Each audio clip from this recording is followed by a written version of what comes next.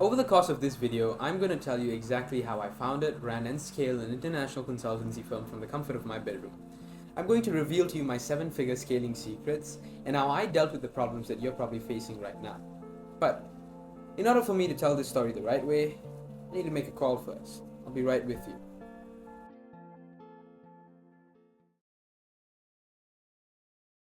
World, say hi to Dom. Dom, say hi to the world. What's up, guys? This is my partner, my right-hand man, and my brother, the one I did it all with. So, we're going to be telling them about the story of Salvatore. Where do you think we should start? I think we should start. We shouldn't even start at Salvatore. We should start at where we first met. Yeah, that's where we should start. Exactly. I'll tell them a bit of the story and then you can take over, okay? So, a bit of context, he is cousins with my childhood kindergarten best friend. And this one fateful night, I went out to his house for his birthday, and when I did go to this party, there was this super socially anxious, super quiet, curly-haired kid. And I don't know, I was just wondering, who the hell is this guy? I've never seen him before. It's my first time seeing this guy, but I was just wondering, what's his story? Who is this guy? And our first ever interaction together was, we were at a 3-seater sofa, a little bit bigger than this, and we had someone sitting in the middle of us. And this guy, in order to speak to me, for whatever the reason, I can't remember, he wanted to tell me something. He whispered to the guy in the middle of us, and that guy whispered to me. That flabbergasted me. Do you remember that? Yeah. I was so shy to just speak to someone that was what, like 2 centimeters away from me. You know, and it flabbergasted me, and I was very intrigued to find out what this guy's story was. I mean, I was being the way that I normally was, you know, the loud, some say obnoxious, I prefer the term charming. But I was just being that guy, you know, and he was the complete opposite of me, and I was intrigued, you know, what is this guy's story? What made him like that? So I started speaking to him, and he told me that, you know, he had interests in music, he had all of these different hobbies, you know, like playing the guitar, playing football. He was an interesting guy, you know, he had some skills, but he was just so quiet. And one thing I do want to say, the most important thing I would say about this story is he did not want to come for the party. Yeah, He was forced. Exactly, he was forced to come. He hated people that much. But I think what we can learn from that is, if he let his limitations truly limit him, we would have never met and we would have never built what we did. If he was not forced to break past his so-called limits, we would have never met, and this would have never happened. We would never be sitting down together recording this Just video. took a simple party to go to. Everyone wants to go to parties, but I was so socially anxious and that I didn't want to even go out, you know. And frankly, I wanted to just stay home and record music. But by God's grace, I met him at that party. I was forced by my dad, and honestly, I was so pissed when I went there. And I said I didn't want to talk to anyone. And he was, you know, being the loud, some people say obnoxious, huh? Like what you say? No. I prefer the term charming. Yeah. Yeah, but he was with his charming words, he helped me open up. And we kept in contact for a bit, I'd say for Couple of months. yeah, for a couple of months. We didn't really speak much, but Maybe every once a while, once a week, we would, you know, reach out to each other. Nothing too comprehensive. We never really spoke. Anyways, fast forward a little bit. A couple of months after I got to know this guy, my cousin and I, my first business partner, we were working together on other businesses. We were selling cars, we were selling number plates together, doing this, that, and the other. We stopped working together, right? And that's when I realized that, hey, I need to have something bigger. I need to have something worldwide, right? And I knew that the easiest way to do that would be to run a business digitally, to do something online. And that's when I got into the world of e-commerce, dropshipping, SMMA, all of these keywords that you guys have probably heard a million times before.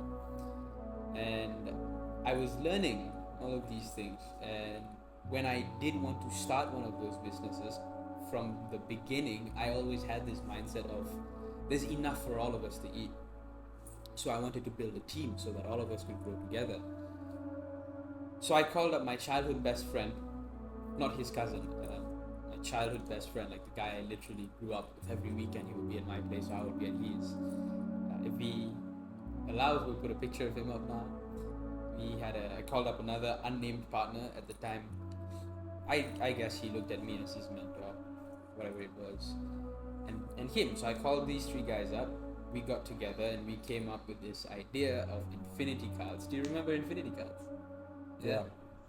Our first business venture together that failed miserably. Oh God, yeah, it did. Miserably. I put every dollar that I had left Yes. into that, and we failed miserably. I think we sold like 3 cards or something like I that. don't even think.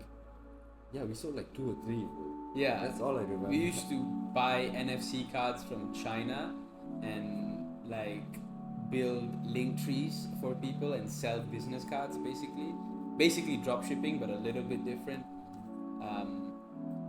Anyways, that failed miserably, and that's when the idea of Salvatore came up. So the reason we came up with the name Salvatore is because we wanted to be the savior for businesses, right?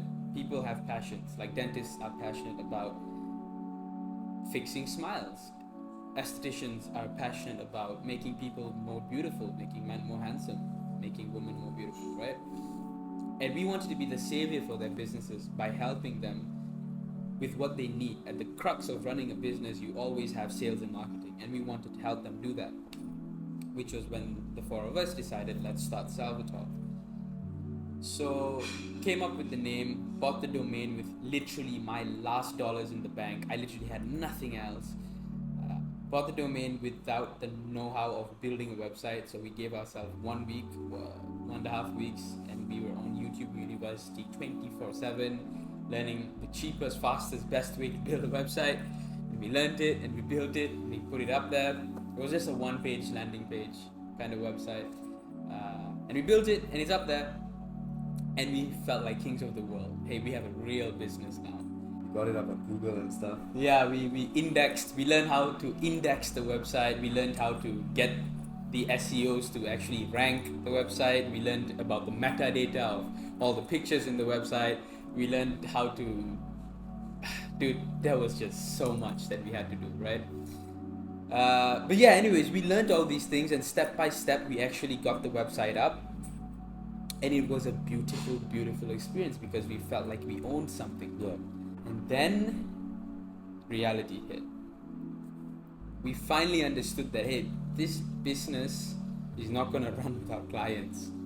So we got onto the phone every day, calling, DMing, emailing, this, that, and the other. But hey, we'll get to all of that in a bit.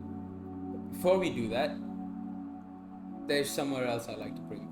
I'd like to bring them to your room where you started. Let's go. Yeah?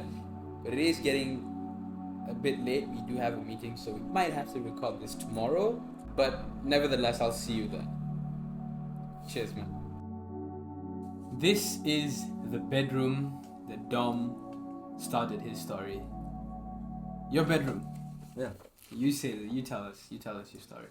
Well, this bedroom is my childhood room. It's filled with memories. You know, every venture that I've started was done here. It was started here. Everything on this very desk. Yeah, we used to work for hours and hours on end on this desk. It would be crazy, man. Yeah, I mean, the worst part about having the desk here in my room is my bed is out of frame, but it's right there. So sometimes I'll be working, right, and I'll just look around my room and I'll see my bed, and I swear to God, it looks like the most comfortable bed like ever created. But you know, sacrifices has to be made. Yeah. I push myself to work a bit more. And, I only sleep when my work is done. Yeah. That was our little rule. If we had any pending work that we had to finish, we would make sure that everything is done first and then we would sleep. Because I was always being the type of guy that if I did have something to do, I would never ever be able to sleep. I would just be tossing and turning. I've never actually been much of a sleeper anyways. My mind is always, wanting to go for the next kill. But yeah, you guys can't see it right now, but we're gonna put up a picture. His dream car is a LaFerrari, and one day we're gonna have it. So he has a LaFerrari. What is the story of this? I don't know. Like Why do you carve LaFerrari into your table? I have no idea. Was it just like an unconscious thing? Yeah. I don't know. I was just bored. I think. Mm. I was just waiting for something to load, and I was just. I don't know. But if you guys can see, I have a bulletin board up here, and the LaFerrari is up there as well, and basically this bulletin board is my vision board, and it is set like this on purpose. It's because when I have my laptop here and when I'm working late nights, and when I look at my bed and it's a bit hard for me to work, I just look in front of me. Got a picture of our family and everything of that. Yeah. We'll have a picture of that as well on Yeah, the video. we'll put it there. So my dream house is there. Me and my friends, my really close friends, him and another friend of mine, and my dream house, all of it. Our reasons, the things that drive us to do the crazy things that we do every single day. Is there anything else you want to tell them about this room? No, it's a great place, but it's pretty small. Yeah. But it gets the job done. It does get the job done. I've got something else in mind. Let's hop in the car. Sure. Cheers. So, I know in the last clip we said we were going to get in the car and drive somewhere. I was actually going to bring you to my grandmother's house because, in case you guys do not know already, after my parents separated, my grandmother took us in and we were living there. And I started all of my companies On that very desk, yeah, in that house. We'll put up some pictures and show you guys, but we got super busy and the days were hectic, and that's the reason for the clothes change. We just didn't change the time of the day like magic, but yeah. But yeah, so we had a bit of a hectic day. this is a whole different day, but yeah, we'll put up some pictures of the desk and where we started Salvatore. Yeah, I do want to say that on the desk I had these words. I'll show you guys a picture of it. Those words that were written was put up by my mom, and this just goes to show what kind of mother I always had. She's always been the kind of mother that said, you know what, if you have a dream, go for it, whatever it takes. And she's brought me up that way. I remember this one time. I was much younger. I've always known I wanted to be an entrepreneur from a very, very early age. And I was much younger, and I had these exams in school, which weren't so important. I was probably like 5 or 6 at the time. And my mom took me to Indonesia during my exams for this event that was a business event, a businessy kind of event, right? That they were going to be teaching. And she was involved in that event, so I could just go there for free. So she brought me there while it was my exams, even though everybody told her not to. She said, screw it, I know my son, and it was a big fight, and everybody said no, this and that, and I know that they all thought my mom was not a good mother, but look at me now, mama. But yeah, that was just some context for the kind of mom I had and the kind of upbringing I had. But we're sitting down right now to speak about when we did start Salvatore and what we had to do to get to where we were. So, when we first started Salvatore, we bought the domain with the last money I had after the Infinity Cards failure. I had about 27 bucks left, ringgit, so that's less than $10, and I bought a 1-month membership on GoDaddy for a domain. I think it was the 1-month membership. I remember just getting the cheapest option possible because I had exactly the amount left.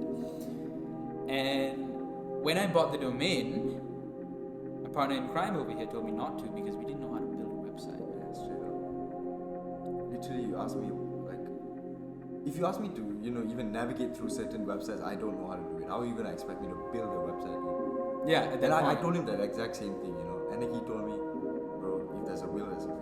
If you really believe you can do it, you can. And I just like that word that he gave me, that word of advice that he gave me, really hit deep. And I closed my eyes and I thought like, yeah, I can do it. Yeah, and we found a way to do it. We spent the next 2 weeks going on YouTube University, finding the cheapest way to make a website, and we found out and we built the website and we put it up, and it felt like the proudest thing ever. It was like, okay, we're open for business, we're like a real company now. This was even before the company was even registered legally. And then we used our phone numbers and we started calling every single business that we could Google, in our area. And we would wake up at 5 a.m. and this was like for a good 8 months, 7-8 months, I would say. We would wake up at 5 a.m. and from 5 a.m. to 9 a.m. we would meditate, work out, journal, plan the day, and listen to call recordings, old cold calls that failed or worked. And then from 9 a.m. to 6 p.m. we would just be making cold calls, as many as possible. And for those of you who already know, this guy was socially anxious. He hated people. Yeah, horrible. Like I couldn't stand sitting in a room with a bunch of people and being the center of attention because I was so self-conscious. Yeah, and having something like that and going out there and cold calling, he was about to commit suicide, I think, 3 times a day. More than that. Yeah, it was a painful experience that we picking up the phone for the first time, even though you can't see the person's face. It's such a nerve-wracking experience, You start talking like hello, like it like you feel like there's a roadblock in your throat, like the words can't even come out.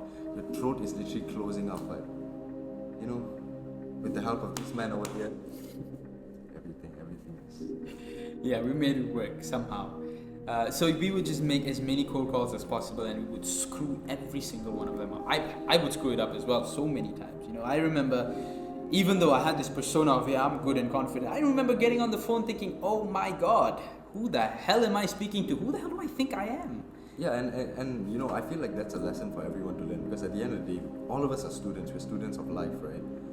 Each new experience, we all start in the same position. So it's just the matter of fact where, are we going to put in the effort to learn, or are we just going to laze around and sit on the problem? And yeah. You see, the difference with us is we actually took the effort to learn, rather than sitting on the problem and saying like, oh, I'll never make it. Exactly.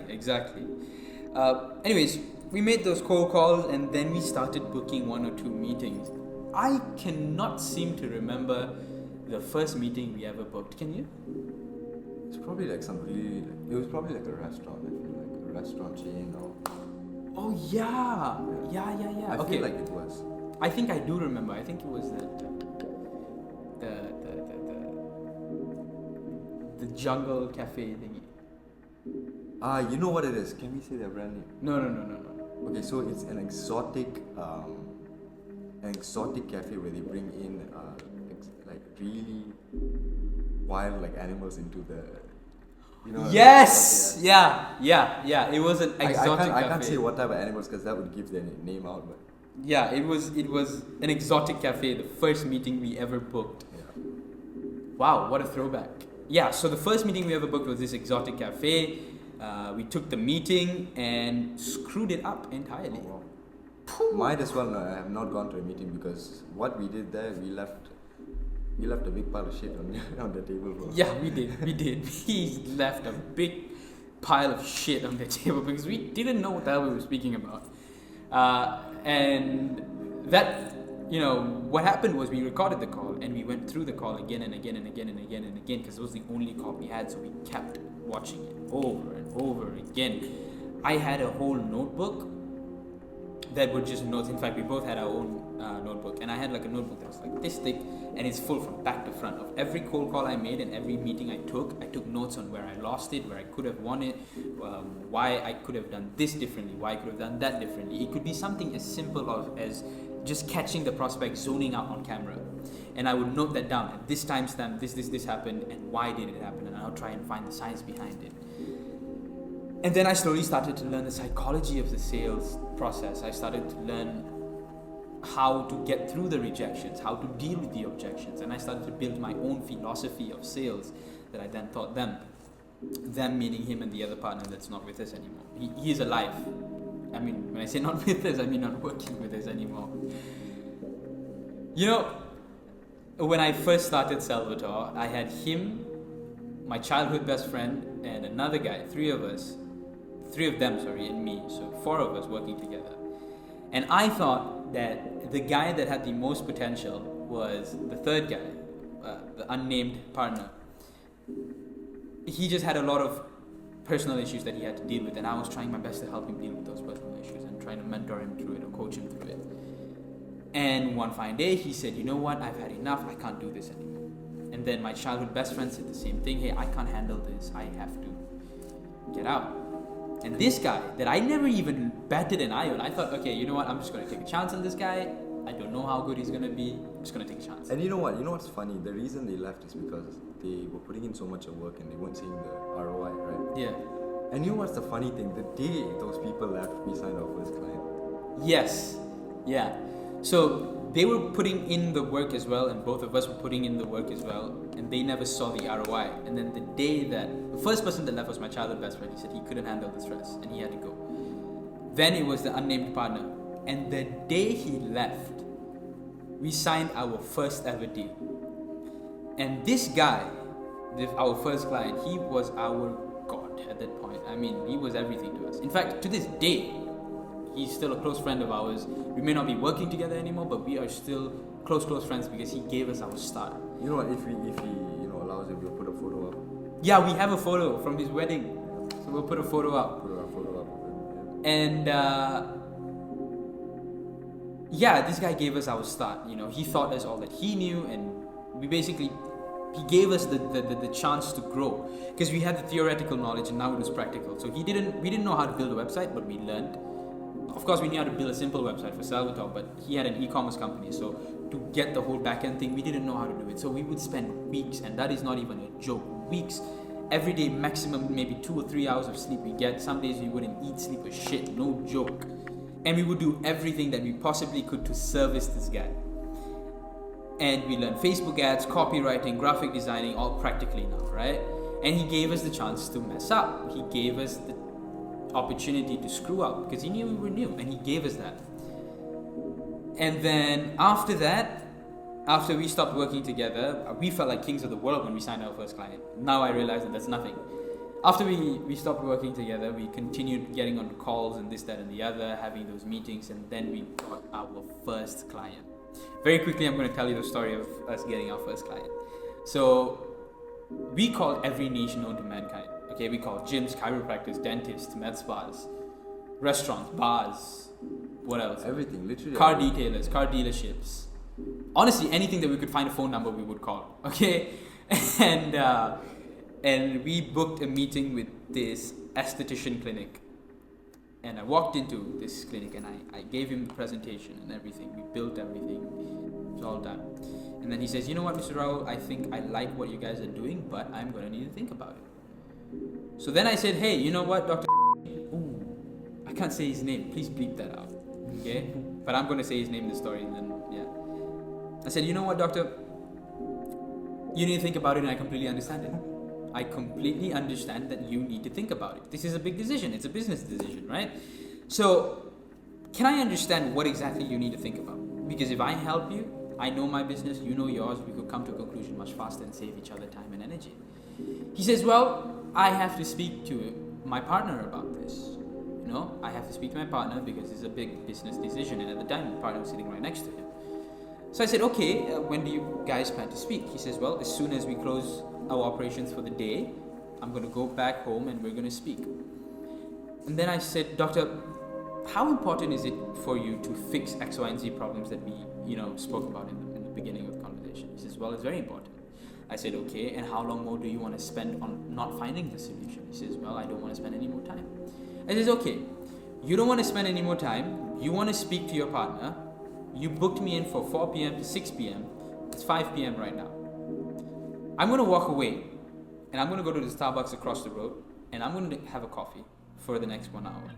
And in that 1 hour, you guys speak and I'll come back. If you've got questions, I'll answer them, and we can work together as fast as possible, because we have got other people as well that are speaking to us, and I want to make sure that we can partner with the right partners, and I want to see that you are committed to this. I was speaking too much already, and I knew that, right? But he says, okay, fine. So I walked out, and I was all cool and confident. The second I swear to you, the second I closed the door, I was like, oh my god, did I say too much? Did I screw it up? And I walked into the Starbucks, and I was sitting there, and he was with me at the time, and we looked at the prices on the Starbucks, and we were like, oh, we cannot afford 2 drinks right now. So we literally sat there, looking at each other in this Starbucks for 1 hour, and Shaking, bro. We were shaking. yes, we were. And I swear, every 20 minutes, I would look at my watch, and I would see that it only passed 5 minutes, and I was like, no way.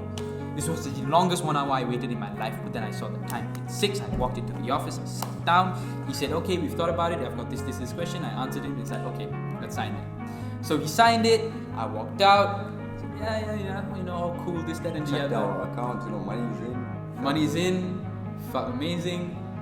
We got a cab, sat at the back of the cab. I think both of us, we just kept quiet for like 10 seconds before we went, yeah!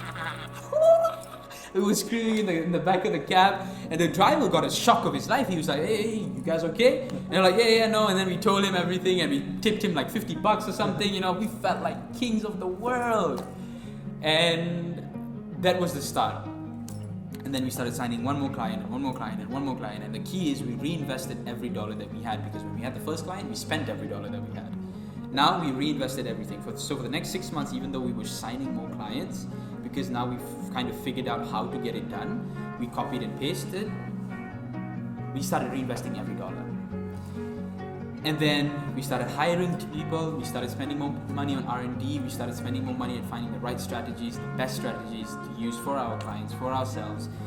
And that is how we grew to become, I would say, the best consultancy firm on the market right now. Also, guys, I feel like, the lesson that you can take from this video is that everyone starts somewhere. You could be some 12-year-old kid from, I don't know, Maldives, and you have the worst internet connection, but you have a McDonald's across your road, and you can use that. Use every opportunity you have to make something out of it. And you know what? It's always good to have someone to look up on, like a mentor. And it could be anyone in your life. It could be your dad, it could be someone online, like a guru, or But for me personally, when I started, I literally knew where to go. I didn't know where to go, and I didn't know what to do. I didn't know if doing this was right, I didn't know doing that was right. But one thing that really helped me was having a mentor, which was him. He showed me a light, and he was basically like a glowing ball of light that I followed around. And through that journey, I didn't only reach certain destinations that I want to reach, but I also learned many things that so that someday I can teach other people and become like him, a mentor for other people as well. So yeah, I'd say that, at the end of the day, it's not even about the destination, it's all about the journey. That's where the real joy is, that's where the real experience is. 100%. Because, if you have the supercar and if you have the penthouses, if you have the yachts, right? What's the point of having all of that when you can work for it? It's just going to be like another car, another house, another boat. But when you didn't have a car and you finally buy the one of your dreams, woo, I tell you, man. So, it's always good to have someone guiding you, because you can learn, you can always learn by yourself, but having someone to teach you and learning from their mistake, that's a whole nother book, where you can read and gain information from. So it's much better to do that, in my opinion, in my personal opinion, because I tried doing it alone for a bit.